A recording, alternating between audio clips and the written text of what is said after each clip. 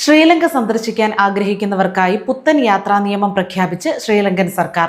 India ഉൾപ്പെടെ ലോകത്തിലെ 40 രാജ്യങ്ങളിൽ നിന്നുള്ള വിനോദസഞ്ചാരികൾക്ക് ഇനി മുതൽ യാതൊരുവിധ ഫീസുമില്ലാതെ 30 ദിവസത്തേക്ക് ശ്രീലങ്ക സന്ദർശിക്കാം.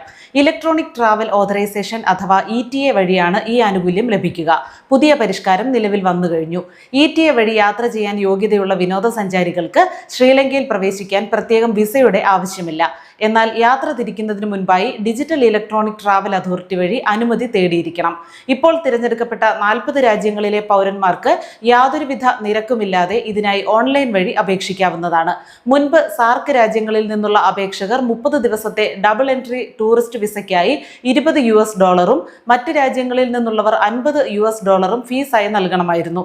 ഇതാണ് ഇപ്പോൾ പൂർണ്ണമായും ഒഴിവാക്കിയത്. പുതിയ പദ്ധതി പ്രകാരം യോഗ്യരായ രാജ്യങ്ങളിൽ നിന്നുള്ള യാത്രക്കാർക്ക് ആദ്യമായി ശ്രീലങ്കയിൽ എത്തുന്ന തീയതി മുതൽ 30 ദിവസത്തേക്ക് കാലാവധിയുള്ള ടൂറിസ്റ്റ് വിസയാണ് ലഭിക്കുക. ഈ 30 ദിവസത്തെ കാലാവധിക്കുള്ളിൽ 2 തവണ ശ്രീലങ്കയിൽ പ്രവേശിക്കാനുള്ള സൗകര്യവുമുണ്ട്.